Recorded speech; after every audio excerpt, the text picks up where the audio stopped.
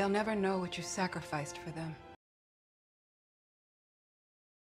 You know, it's about time I started talking about stuff in the MCU, give DC a break for a minute. But don't get too comfortable, DC, because I still have my eyes focused on Titan Season 3, I just have to force myself to watch it. I was originally planning on doing a video about Hawkeye, but I decided to start with WandaVision first, because I just don't want to watch Hawkeye. Honestly, I cannot think of a single person who does, so let's just start with WandaVision instead. Why WandaVision? Well, a long time ago, I made a video about High Guardian Spice, go figure, and in that video I talked about something I noticed in media. I later gave this thing I was talking about a name, narrative gaslighting, and I'll go into what that means in a bit if you haven't seen my other videos talking about it. But at that time I hadn't come up with a name for it yet, and I was just describing what I was thinking about. And when I was describing it, I decided to put WandaVision as background footage, because I think WandaVision exemplifies narrative gaslighting. In fact, when I'm discussing it, it's going to be my go-to example, because this show narrative gaslights all over the place. Now, I didn't actually mention WandaVision by name in that video, I just showed clips from it because, you know, implications and all. But when I made that video, something unusual started to happen. I received dozens of comments from people typing out paragraph-long explanations as to why WandaVision is actually really good and why I was just misrepresenting it.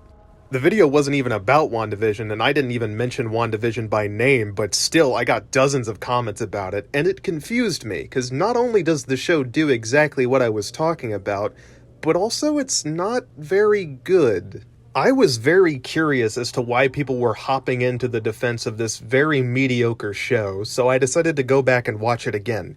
And honestly, it's a lot worse than I remembered. So I'm probably gonna have to get more comments from the Wanda Defense Force, but oh well, it can't be helped. I genuinely think some MCU fans need a reality check, because they're still in the abused partner phase of liking it. No matter how low the MCU sinks, people are still willing to defend it for their lives because they would have to admit that it just isn't very good anymore. And I want the MCU to be good. I was a huge fan of it back in the day, but it just kind of got worse and worse and worse, and the Disney Plus shows were part of the start of that.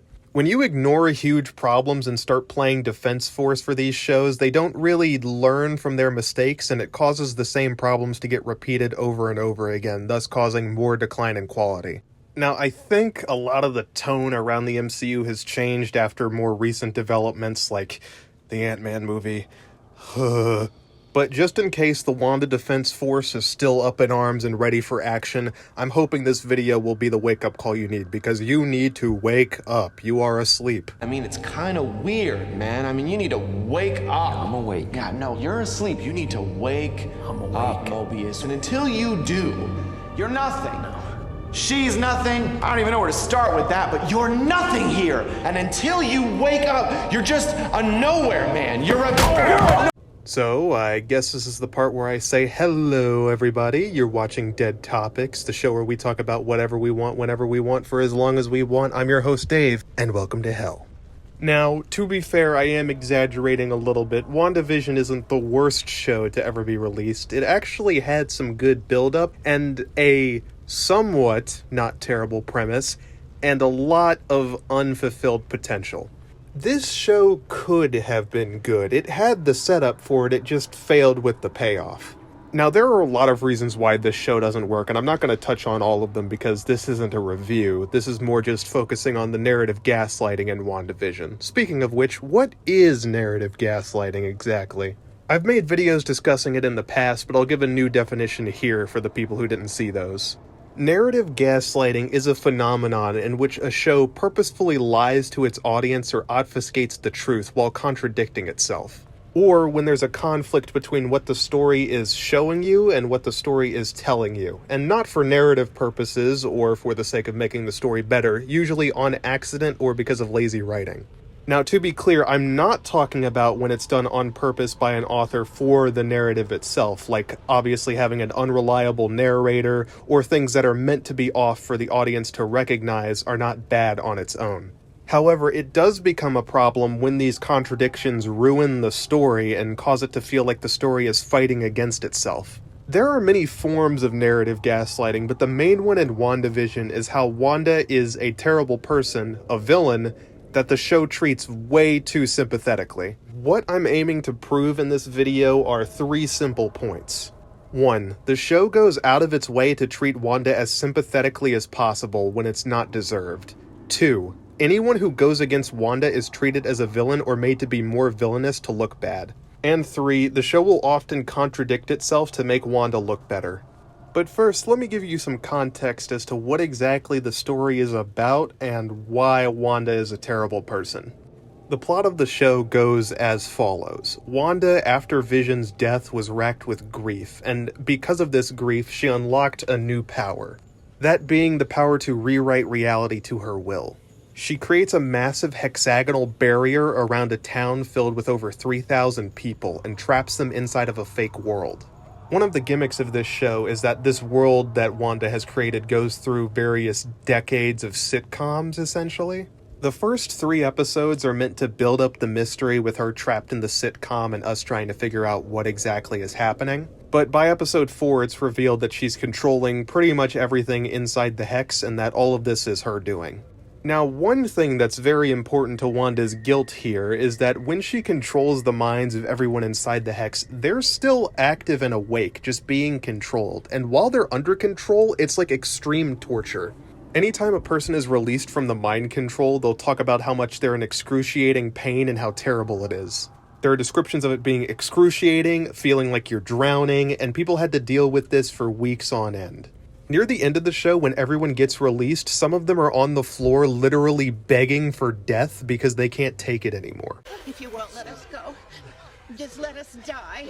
There's also one scene I want to highlight here where people who aren't really within the vicinity of Wanda just start doing basic background activities and can't really move much. And there's one scene of a woman stuck out in the middle of the open trying to hang up clothes over and over again, and she's crying as she's in excruciating pain and can't move. A majority of the children in Westview are also stated to just be stuck in their beds, asleep, unable to move. And when you think about it, it's really brutal what happened to these people. And there's over 3,000 of them, men, women, and children, who are trapped in this town just suffering. So Wanda has kidnapped and tortured thousands of people inside of this town. That sounds pretty villainy, doesn't it? That's because Wanda is a villain. I want to make that expressly clear. Wanda is a villain. She's a supervillain. No ifs, ands, or buts about it. So you may be asking, if this show is treating her like a villain, then what's the problem?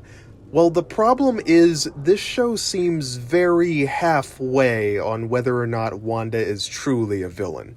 Despite the fact that she does something as wicked and cruel as kidnapping thousands of people and torturing them until they're begging for death, the show seems to take every opportunity available to paint her as the most sympathetic person possible.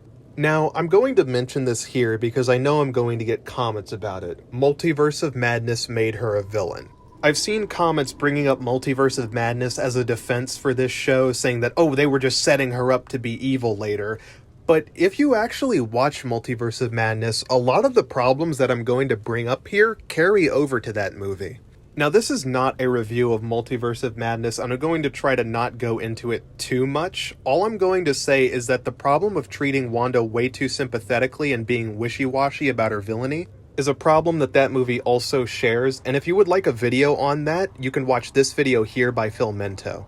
I think it does a good job of outlining why this is a problem in Multiverse of Madness, and I'm just going to let you go watch that because we don't have time. Now, before we get into anything else, I'm going to start to build my case against Wanda. Wanda would have us believe that she did not know what she was doing when she created the Hex, and that she didn't really understand what was happening or how to control it. In fact, this sentiment is mentioned by her multiple times throughout the show, and I often see it as a defense for her actions. However, I disagree. I think there is evidence within the story that supports the idea that she knew full well what she was doing and was actively being a villain. And the reason I can make these points to begin with is because the story is contradicting itself, because it feels the need to bend over backwards to make Wanda seem more sympathetic. This, in its essence, is what narrative gaslighting is, the story contradicting itself because it wants you to believe two different things at the same time. So let's hear Wanda's statements on her control over the Hex. Why? Tell me why. Do you really think that I am controlling everything? that I am somehow in charge of everybody in Westview, walking their dogs, mowing their lawns, getting them to dentist appointments on time. I don't know how any of this started in the first place. Wanda, I need you to tell me how you did this. I didn't do anything. I'm not. The difference between you and me is that you did this on purpose. There are many statements from both Wanda and other characters that she's just doing this in the background and it wasn't intentional, but that just straight up isn't true. Agatha, even when describing her powers, says that she's doing magic on autopilot. Basically, things are just happening in the background without having her actively do anything. But there are just as many scenes that completely contradict this narrative in the show. First and foremost, Wanda controls the Hex all the time. From beginning to end, she has full control over everything that happens inside of it. She can change the way the Hex looks, she can extend the size of the Hex, and she can control anything that's within the Hex. There are several statements that show that she's controlling the broadcasts and everything that happens within them. We can't see the drone on the broadcast. Wanda's framing it out of the shot. Just like all the jump cuts. Wanda decides what makes it onto her show and what doesn't. And not only that, she has control of people's minds in the Hex and can tell them what to do. At one point, she even gets Vision distracted by sending him to the office and having his co-workers do stuff with him. In fact, not only can Wanda control their minds, she can also read their minds, and this is stated on multiple occasions. I didn't know the drones were armed. But you know that, don't you? A town full of civilians and you, a telepath, brought a sword agent into your home. You trusted me to help deliver your babies. On some level, Wanda, you know I am an ally. I want to help you. Not only can Wanda read their minds and know exactly what they're thinking and feeling, but also Vision just straight up tells her that these people are in pain. I spoke with Norm. Oh? I unearthed the man's suppressed personality and I spoke to him free of your oversight. He was in pain, Wanda. Wanda knows that these people are in pain. She can feel that they're in pain, and she's told that they're in pain. She just knows they're in pain, and she's continuing to do it anyway because she's a villain, right?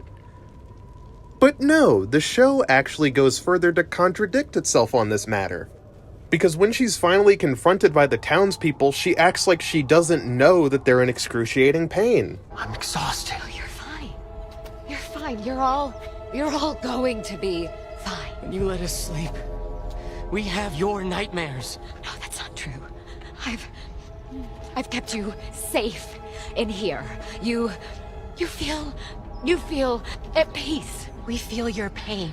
So Wanda is straight up reading their minds, knows exactly what they're thinking and feeling, and also is just directly told that they're in constant pain, but at the end she now suddenly doesn't believe it?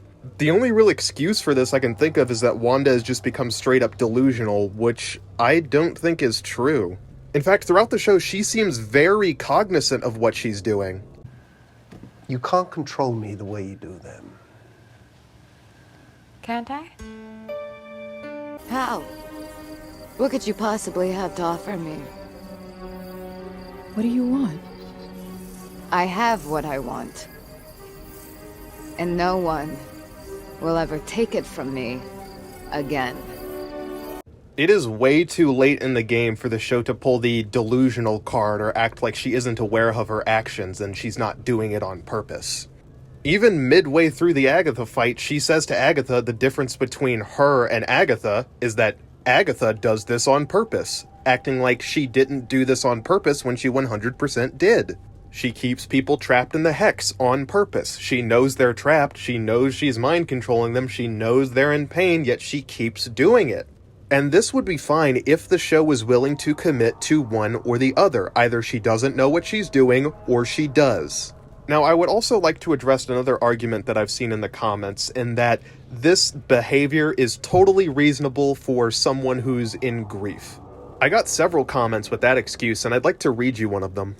WandaVision was also a good show, and Wanda was never a hero or villain. Everything she did is understandable from a woman's perspective. Yikes. She lost everything, so in her mind, it's like, screw everyone, I'm going to create my own reality. Okay, so ignoring the woman bit, yish. There are thousands upon thousands of people who die every day. And in the MCU, it's even worse, because there's supervillain attacks and half the universe, got deleted for a long period of time. Tons of wives become widows, tons of parents lose their children, but very few of them kidnap and torture over 3,000 people for over a week. What Wanda did was inexcusable. It doesn't matter what she'd lost or how much grief she was in. You do not kidnap and torture thousands of people. Now, her grief may be an explanation for why she did what she did, but it is not an excuse for her actions, and they're definitely not reasonable. One thing that makes them incredibly unreasonable is that she can control the size of the hex and where she puts the hex and what she does with it. She does this multiple times throughout the show.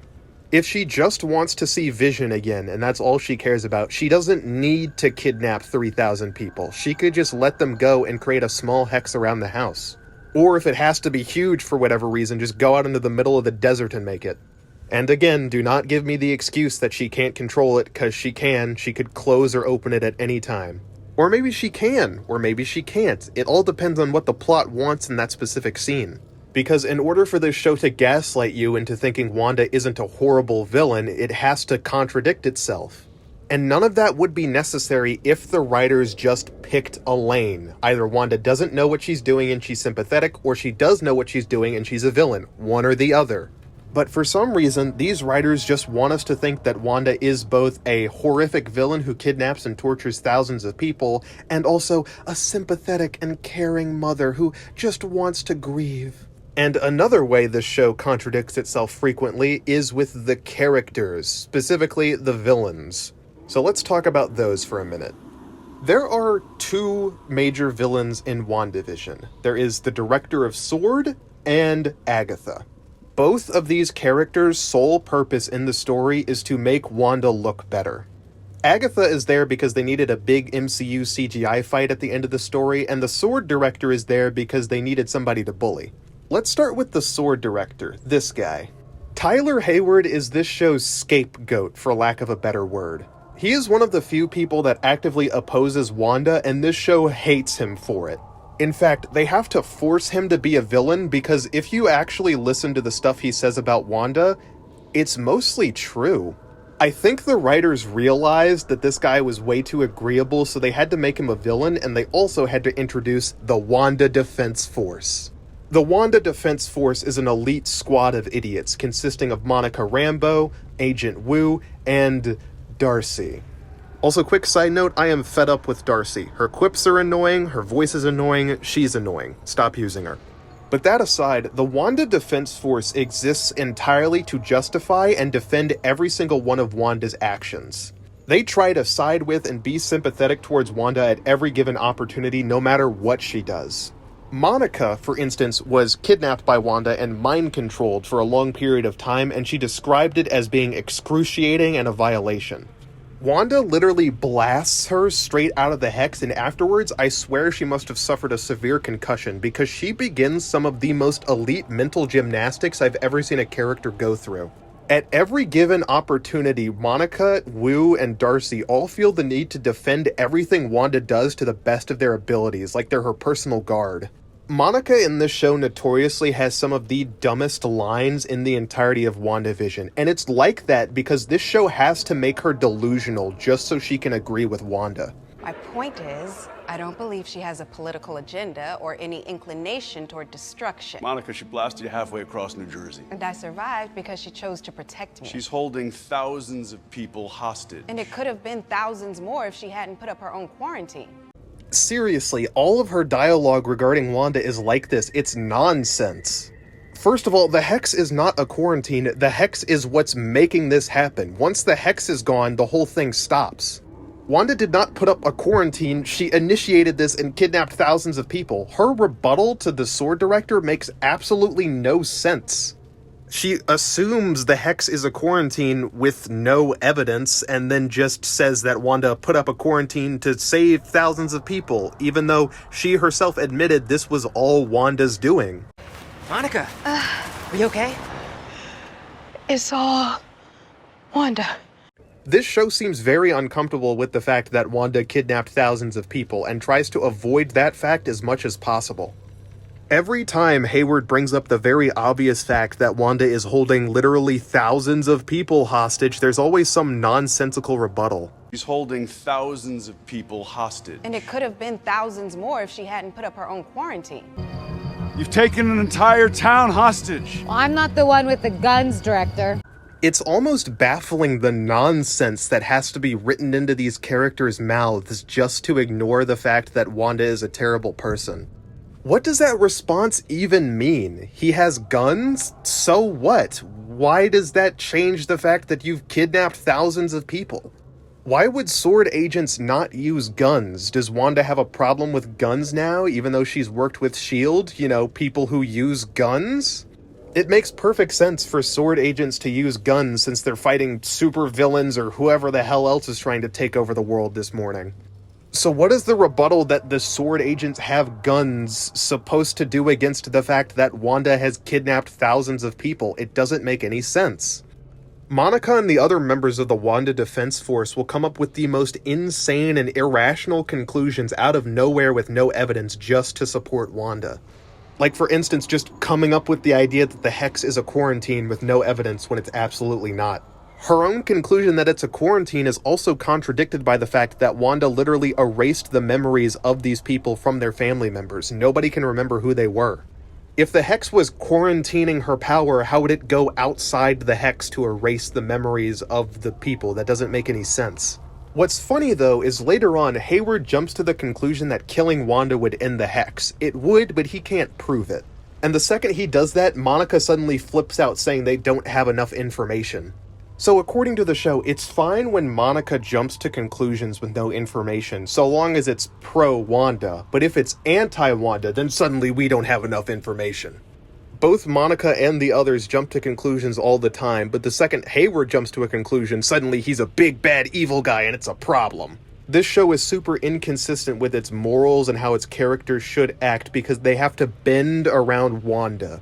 If they support Wanda, they're good. If they're against Wanda, they're bad. Now, I'm not trying to say that Hayward is actually the super good guy because he is evil later, the writers make him evil. And not to mention he's also kind of an idiot. One scene I would like to highlight is he sends in a drone from the 70s with missiles to try and kill Wanda, even though people on the team know that Wanda fought Thanos. Far exceeding anything she's displayed in the past. She could have taken out Thanos on her own if he hadn't initiated a blitz. So people at S.W.O.R.D. are aware of the stuff Wanda has done in the past, like, you know, fighting fucking Thanos, and they think a drone with tiny missiles is going to stop her? What? Thanos, you know, the guy who can box with Tony Stark, Thor, who is a fucking god, and also Captain America with Mjolnir all at the same time? What the hell did they think a drone was going to do? What? Now, it's revealed later that Hayward actually has an ulterior motive. See, he wants the Vision. Because Vision was being recreated inside his lab, and Wanda made a new one, and he really, really wants it. So this whole operation's just to get Vision back, and they made a new Vision who's going to go in and defeat Wanda. What? So Hayward had another version of Vision that was being built, and he decided to just rush in with a drone instead of waiting? I understand wanting this to get done quickly, but you guys literally have nothing that can fight Wanda, like, at all. Like, Vision is your only hope. I mean, I guess they could call, like, Doctor Strange, but we saw how that ended. Hayward also tries to shoot Wanda's kids later on, just 'cause. The writers needed to make him look as evil as humanly possible, so now he's just going out shooting and trying to kill kids. They are fake kids, granted, but still. Again, this show just has to make him the worst villain ever, because if you listen to what he says when he's being reasonable, it's true. It just straight up is. Wanda's a terrorist holding thousands of people hostage for her own personal gain. But this story has to defend Wanda tooth and nail as much as possible because it's afraid of admitting the truth. It needs to gaslight you in any way that it can. Look at this briefing scene, for instance. Our initial theory had Wanda Maximoff as one of many victims. We now know she is the principal victimizer. Now, if you victimize the victimizer, then it's a victimless crime. Jimmy, Quick history on our subject. Born in Sokovia in 1989 to Irina and Oleg Maximov, both killed during an air raid when Maximov and her twin brother Pietro were 10. The twins were subsequently radicalized, volunteering at Hydra.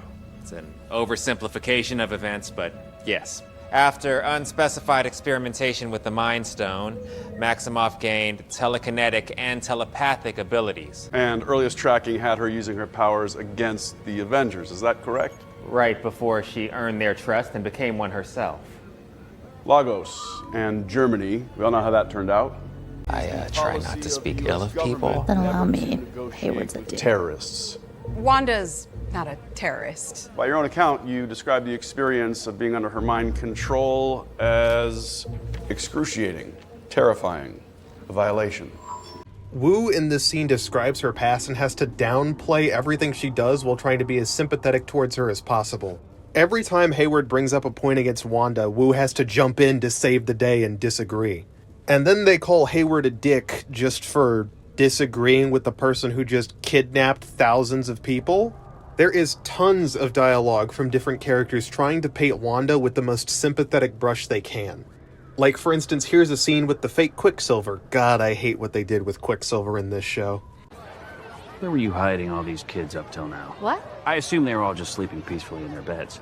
No need to traumatize me on the occasional holiday episode cameo, am I right? No, You were always the empathetic twin. I didn't. Hey, don't get me wrong. You've handled the ethical considerations of this scenario as best you could. Families and couples stay together. Most personalities aren't far from what's underneath. People got better jobs. Better haircuts for sure. You don't think it's wrong? Are you kidding? I'm impressed. This show has dialogue that implies Wanda's doing this in the most ethical way she can, when she's absolutely not. The most ethical way to do this, if you're going to do it at all, is to just create a small hex with only the fake kids and fake Vision in it. Nothing about kidnapping 3,000 people is ethical, Wanda. But this show is trying to gaslight you into thinking Wanda even cares about what's ethical or how these people feel. She doesn't. She kidnaps and tortures them just for her own personal gain. She's a villain. And the other villains in this show serve to just be scapegoats to make Wanda look better. Cece, that's where you and Hayward differ. He's gonna burn Westview to the ground just to get what he wants. Don't let him make you the villain. Did you hear that? Don't let him make you the villain. As if Hayward is the one making her the villain. Hayward didn't make Wanda the villain. Wanda made herself the villain. She created the Hex. She kidnapped thousands of people. She did all of this on her own accord, and she continued to do it even after she learned that it was hurting people. Hayward didn't make her shit. She just is the villain. And what's Wanda's response to being told that she's being made a villain? Maybe I already am.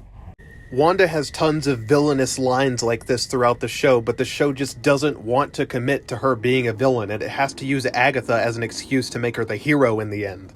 The Agatha reveal to me is just desperation from the writers trying to distract you from the fact that Wanda has been kidnapping and torturing thousands of people this entire time. But there's a big, mean, evil witch, and she, kills dogs, and she's, cartoonishly a bad guy, so let's fight her and do a team-up shot. Stuff like this is just textbook narrative gaslighting to me, using hero poses and heroic music anytime Wanda fights somebody when we should be rooting against her. Like, for instance, this scene when the fake Vision finds Wanda and tries to kill her. This show wants you to feel pity towards Wanda whenever Vision almost murders her, but if you think about it, if Vision killed her right here, that would actually be a good thing, honestly.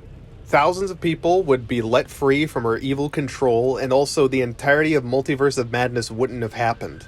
All those sorcerers in the next movie who died brutally because Wanda's a psychopath, they would be just fine. The Illuminati from the other universe, they wouldn't be dead right now. I know that context comes later, but if you actually think about what Wanda does, we should be rooting for this Vision to pop her head because she's a psychopath. But don't think critically about what's happening on screen. We have arbitrarily decided that Wanda's the good guy, which means you should root for her no matter what she does. And the icing on the cake for WandaVision is that ending line from Rambo, the infamous line that everybody remembers from this show. They'll never know what you sacrificed for them. After Wanda has spent over a week torturing these people, suffocating them, filling their heads with nightmares, and making them beg for death, she's the one who sacrificed for them. Sacrificed what? A fake version of her husband and fake kids who aren't real? Oh golly gee, she sacrificed something she magicked up from thin air and could magically make again at any time. Boo-hoo for Wanda. Meanwhile, all those selfish townspeople who got tortured and kidnapped for over a week, they just don't understand what she sacrificed, and they'll just be mean to Wanda when she doesn't deserve it. She's just a grieving wife. Good God, this show is terrible. But you may be asking why all of this matters, so I'll explain it to you. Narrative gaslighting can completely ruin a story. When a writer refuses to commit to one idea or the other and tries to do two contradictory things at the same time, it can cause an entire narrative to collapse. The writer has to start gaslighting the audience in any way possible, because if the audience thinks critically about what's happening on screen, they'll realize none of this makes any sense. This is important because narrative gaslighting-filled shows can ruin your engagement. The more you think about WandaVision and what happens within it, the less it makes sense, because it's all contradictory. When a story is well written and focused, if you take the time to think about it and engage with it more, the story sometimes gets better. But with stories filled with narrative gaslighting, it's the exact opposite. The more engaged you are with the story, the dumber it gets. This is unfortunate because WandaVision could have been a good show. There is potential here. The build-up, the mystery, all of that stuff was actually really good, and if they had paid it off properly, this show could have worked. When the show actually commits to Wanda being a villain, she can be terrifying. Like that scene where Vision says Wanda can't control him, and she replies with, "Can't I?" and the sitcom music starts playing. Outside of the rest of the context of this show, that scene's actually pretty scary. Can't control me the way you do them. Can't I?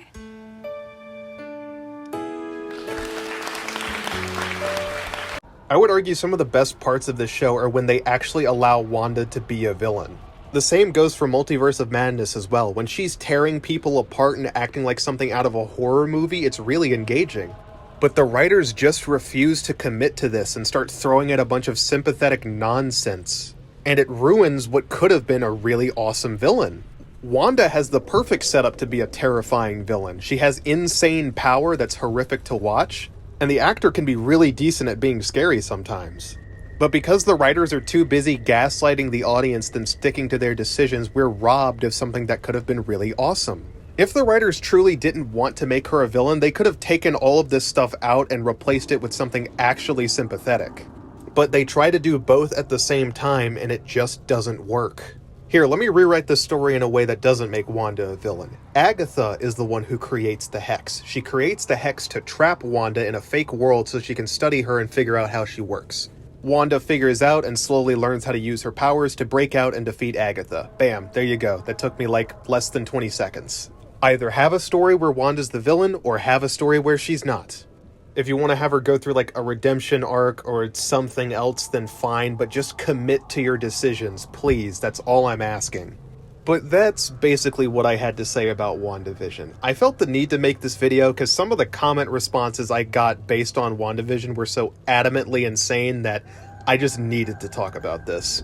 There are some people who think Wanda's completely justified for kidnapping thousands of people and torturing them for weeks on end, and if you're one of those people, seek therapy. I don't know what else to tell you, man. But I've angered the Wanda Defense Force too much, so I expect 100 sniper dots on my chest the second I walk outside.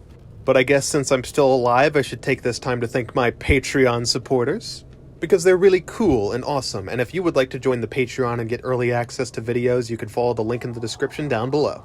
So, that's all I have to say. This has been Dave, and remember, They'll never know what you sacrificed for them.